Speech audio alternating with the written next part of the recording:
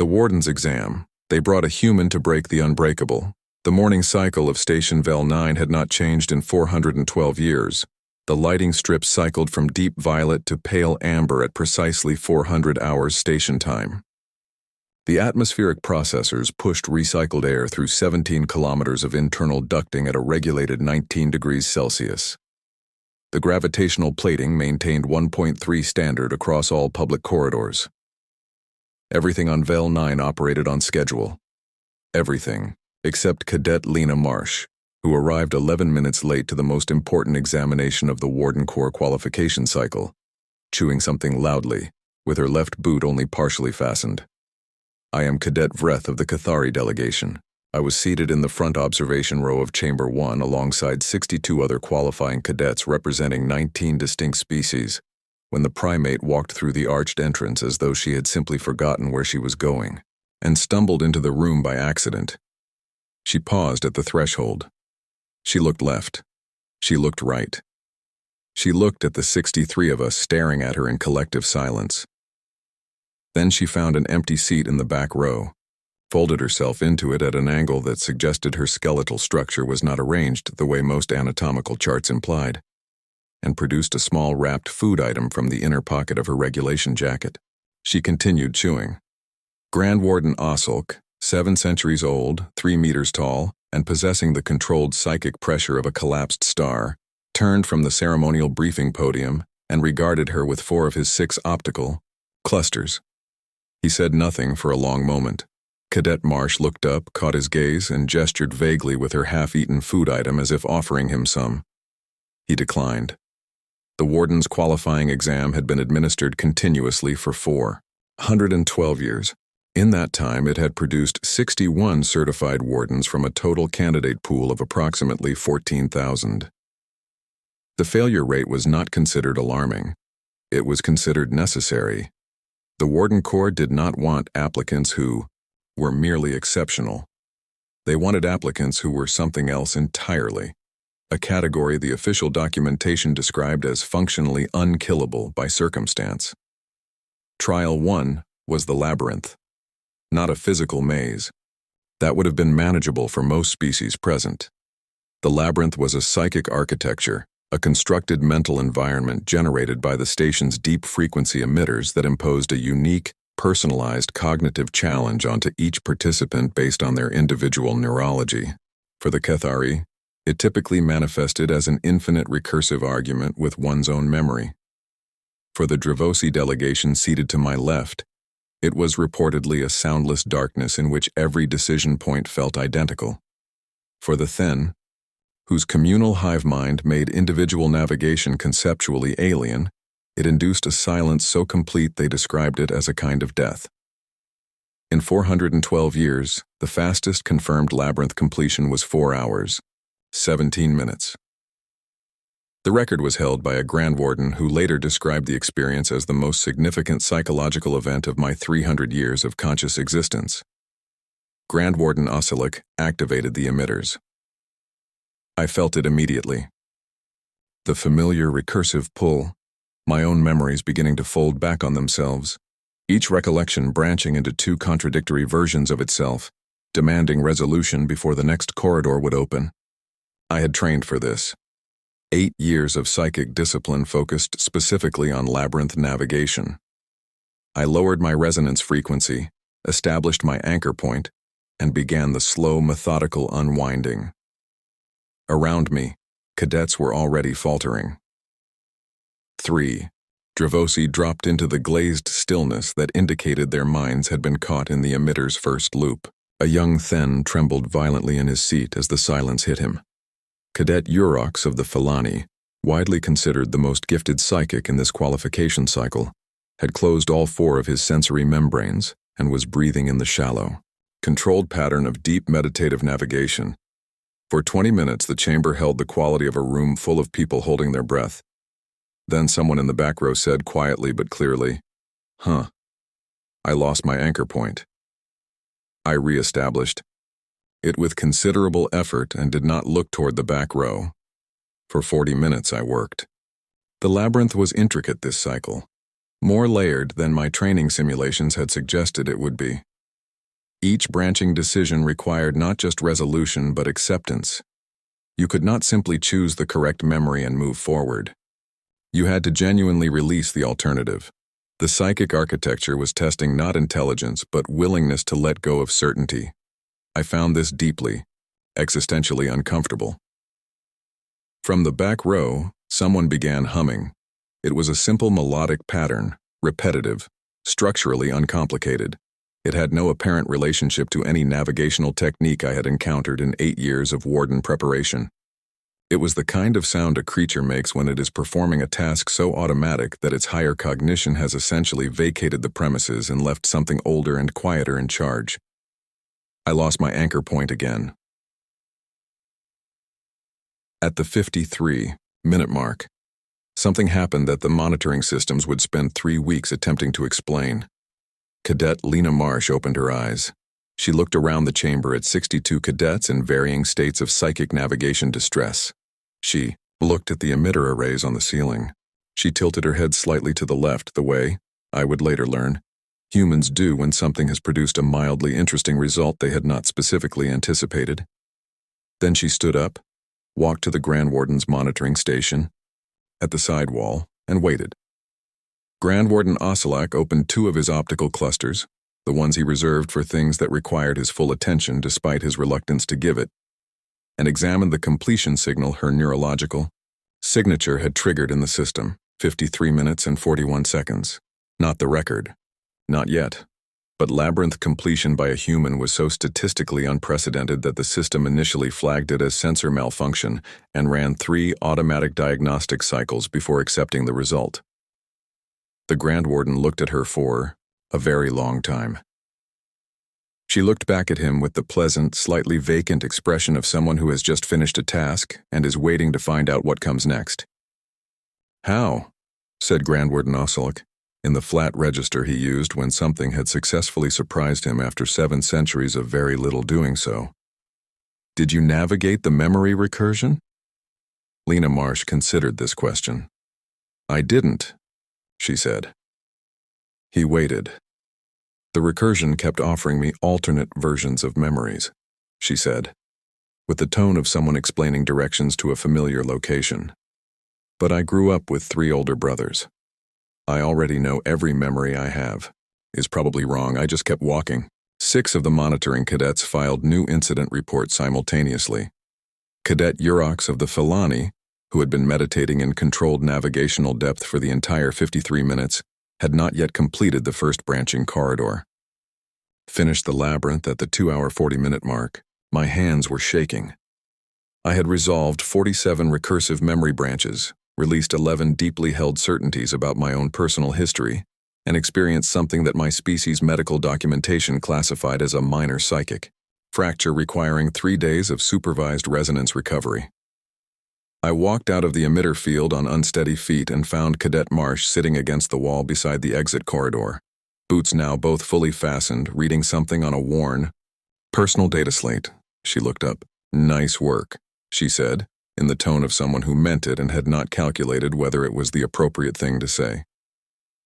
I sat down beside her because my legs had decided they were done with standing for the moment. "How are you not?" I started. "Tired?" "Distressed," I said. "Fractured. Cognitively reorganized." She thought about this with the same mildly interested expression she had given the emitter arrays. "I think I reorganize a lot," she said. "Just sort of constantly, so it probably didn't feel that different." By the end of the session, 19 cadets had completed the labyrinth. 11 had been escorted to medical recovery. 32 remained inside the emitter field, still navigating. The completion rankings were posted on the chamber wall in descending order. Cadet Lena Marsh, Human Delegation. Time: 53:41. She glanced at the board, nodded in the vague way of someone confirming a suspicion they hadn't realized they'd formed, and tucked her data slate away. "When do we eat?" she asked the nearest monitoring official. The monitoring official, a senior Cathari with 30 years of examination experience, stared at her completion time on the board for a long moment. "The mess rotation," he said slowly. Begins in approximately 40 minutes. Great, said Lena Marsh. What's trial 2? He turned to look at her. His expression held something I had no direct translation for at the time. Later, reviewing the encounter through the lens of what happened next, I understood it better. It was the look of someone who has just realized the question they should have been asking all along was entirely different from the one they prepared to answer. Trial 2, said the monitoring official, is the vault. She picked up her data slate again. Cool, she said. The Grand Warden across the chamber had already begun transmitting emergency. Updates to the Qualification Oversight Committee. The subject line read, Human Anomaly, Trial 2, Preparation Required, Priority Alpha. Nobody slept well that night on Station Vel 9. Nobody except, presumably, Cadet Lena Marsh. The vault had no official name in the Warden Corps documentation. It appeared on administrative records simply as Chamber 0, a designation assigned not because it was the first chamber built on Station Vel 9, but because the warden who commissioned it had intended 0 cadets to ever open it without earning the right through 4 centuries of accumulated institutional wisdom. The right had never been earned. I knew the history. Every cadet in the qualification cycle knew the history, because the history was recited at the start of every examination season as both an inspiration and a warning. Grand Warden Vel, the station's founder and the architect of the Corps' entire philosophical framework, had constructed the vault in the station's first decade. Inside, according to the documentation, was everything necessary to understand what a warden truly was. Not equipment, not weapons, not tactical databases, understanding. The mechanism sealing Chamber 0 was not electronic. It was not psychic. It was not quantum encrypted or biometrically restricted or temporally locked. The vault seal was a physical mechanism, gears, tolerances, contact points, and a series of interdependent moving parts so precisely engineered that the station's own technical teams had spent decades attempting to catalog its full architecture, without success. It required, the documentation stated, a mind that thinks in the language the lock was written in. In 412 years, no mind had. We assembled in the lower observation ring at 0700 hours. 41 cadets remained in active qualification. 11 had washed out in the labyrinth. Several others had withdrawn overnight. The atmosphere in the ring was different from the previous morning. Quieter. More careful. Everyone was watching. The human. She arrived on time today. Both boots fastened. No visible food items, though I noticed a slight rectangular outline in her jacket pocket that suggested she was prepared for contingencies. She found a position at the observation rail and looked down at Chamber 0's entrance corridor with the same mildly interested expression she seemed to default to when confronted with things that would cause most other beings to experience. Significant existential concern. Grand Warden Ocelot stood at the chamber entrance. Trial 2, he said, projecting his voice with the low-frequency resonance his species used for formal address, is not timed. There is no passing threshold. Either the vault opens or it does not. Any cadet may attempt the mechanism for as long as they choose. The examination concludes when the last attempt is made. He paused. In 412 years, he said, the examination has always concluded with the vault sealed. He stepped aside. Cadet Urox of the Falani went first. Urox was extraordinary. I do not say this with any resentment. He was genuinely the most gifted psychic I had encountered. In 8 years of academy training, he approached the vault door with the deliberate grace of someone who had spent his entire life learning to interface with complex systems through pure cognitive pressure. He placed his 4 primary sensory membranes against the door's contact surface and began. We watched the monitoring feeds. His psychic output was staggering, a sustained focused pressure that the instruments measured at 3 times the average Cathari threshold. The vault's internal sensors registered contact. The mechanism acknowledged him. Then, politely and completely, it declined. Urox stepped back after 40 minutes. His membranes were pale at the edges. He said nothing and moved to stand against the far wall. Others tried. Cadet Dross of the Then attempted a collective resonance approach. linking with 3 fellow hive-mind cadets to create a distributed psychic architecture. The mechanism registered their combined pressure and declined again, with what the monitoring system described in its output log as consistent and impartial non-engagement. A Cathari senior cadet, 3rd year, decorated, considered a near certainty for certification, brought a precision quantum toolkit. She worked for 2 hours on the external contact points with instruments so fine they were invisible to most optical systems in the room. She found 17 of the mechanism's outer tolerance points. She mapped them with extraordinary accuracy. The vault did not open. She stepped back. She looked at her toolkit. She looked at the door. She placed her toolkit carefully back in its case with the measured movements of someone choosing not to throw it. Cadet Lena Marsh had been sitting on the floor for the past 2 hours with her back against the observation rail doing something with her data slate. I had assumed she was reviewing technical documentation. When I glanced over during a break in the attempts, I saw that she was writing something by hand on the back of what appeared to be her breakfast ration wrapper. She was drawing, not diagrams, not schematics. A series of connected shapes that followed. Some internal logic I could not immediately parse. Loops connecting to lines connecting to small notated symbols with handwritten labels I could not read from my angle. At the 3-hour mark, Grand Warden Oselk looked across the chamber at her. "Cadet Marsh," he said. "You have not yet attempted the mechanism." She looked up from her wrapper. "I know," she said. "I was thinking. You may proceed when ready." "I'm ready now." She folded the wrapper and put it in her pocket. Then she put her data slate away and stood up, stretching with the full, unself-conscious physicality of her species, spine extending, arms reaching upward, producing a quiet series of small acoustic pops from her joints that made 3 nearby. Cadets flinch. She walked down to the vault door. She stood in front of it for a moment. Then she did something none of the previous 63 attempts in this cycle, and none of the recorded attempts in 412 years, had done. She knocked on it 3 times. The way I would later learn, humans knock on doors when they are not certain anyone is home but are willing to find out. Then she reached into her jacket pocket. Not the data slate pocket. The other one. She removed 2 objects. The first was a short length of rigid wire, approximately 12 centimeters, bent at one end into a small hook. The second was a flat piece of rigid material. I could not immediately identify the source, that had been shaped into a thin, slightly tapered form. The monitoring systems registered them as non-technological. No power signature, no quantum. Encoding. No psychic charge, just wire, just a piece of shaped material. The Cathari senior cadet who had spent 2 hours with her quantum toolkit looked at these objects and made a sound I had no translation for. It was somewhere between a laugh and a sound of profound personal offense.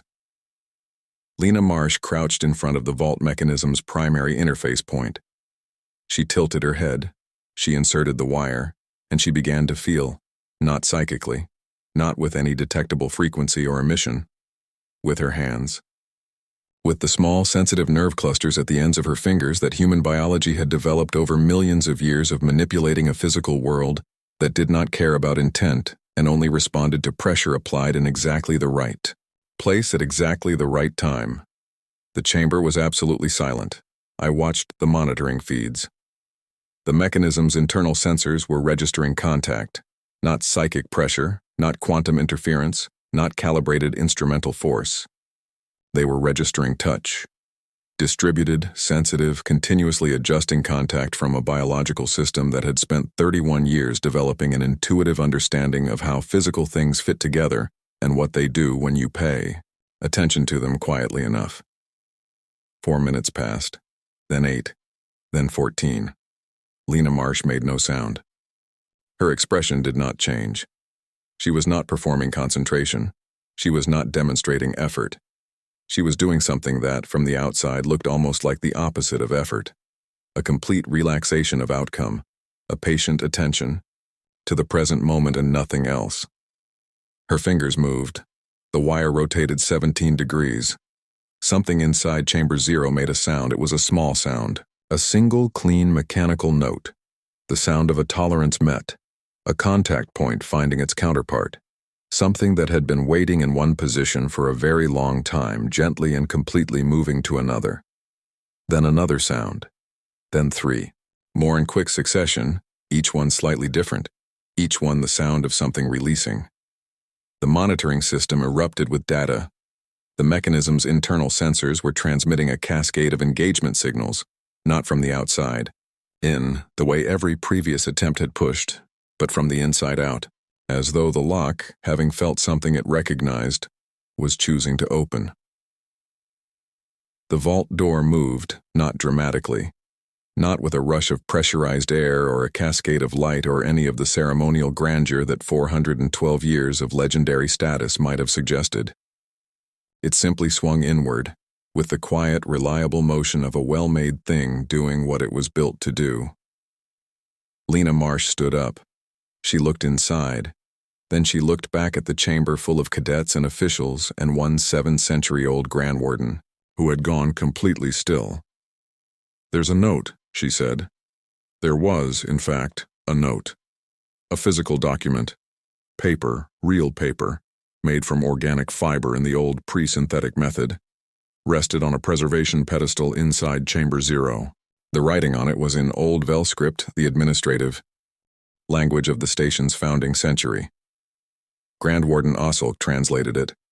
He read it once silently. Then he read it again. Then he read it aloud. The note said, "If you are reading this, you found someone who thinks the way I think." The vault was never meant to test psychic strength or technical knowledge or collective resonance. I built it the way I build everything. By hand, with wire, with patience, with the understanding that most locks are not puzzles to be solved. They are conversations to be had. I do not know what species found the key. I know they will make a good warden. Ask them if they want the job. Grand Warden Vel, Founding Cycle, Year 1. The chamber was quiet for a very long time. Lena Marsh had pulled the breakfast wrapper from her pocket.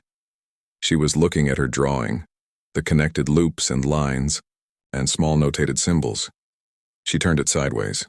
She nodded slightly as though confirming something. "He built it like a pin tumbler," she said, mostly to herself. "Old Earth design. Probably didn't know that's what he was doing. Just built it the way it made sense to him." She folded the wrapper and put it back. Grand Warden Osselk turned from the chamber door and looked at her with all 6 of his optical clusters, simultaneously, something I had never seen him do. It was the look of someone who has finally located the answer to a question they have been asking for 4 centuries. "Cadet Marsh," he said, "the Corps would like to offer you certification." "Already?" she said. "Effective immediately." She looked around the chamber, at Urox with his pale-edged membranes, at the Cathari senior cadet and her precision quantum toolkit, at me standing at the back of the group still carrying the quiet fracture from the labyrinth's recursive depths. "What about everyone else?" she asked. "The examination," Osselk said carefully, "has concluded." "Right, but they did good work.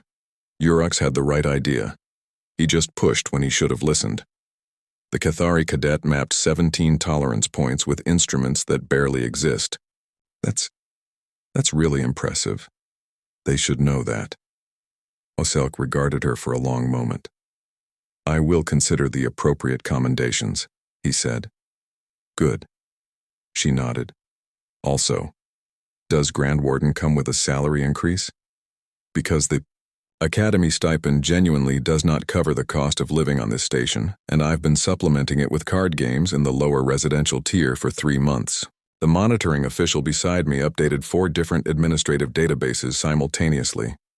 The updated threat assessment classification for humans, which was transmitted to the High Council's archives that evening, contained a new primary note at the top of the document.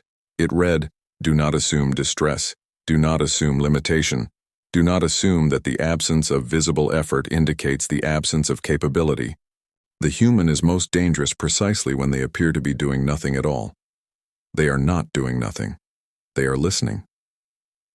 Deep in the restricted evidence vault, 2 items now rested on adjacent preservation pedestals. The bent wire, 12 centimeters, hook at one end. The breakfast ration wrapper, covered in loops and lines and small careful notes. The inventory tags designated them as the tools that opened a 400-year-old lock. The Grand Warden's office on station. Vel 9 had a new occupant. She had already asked about adjusting the thermostat,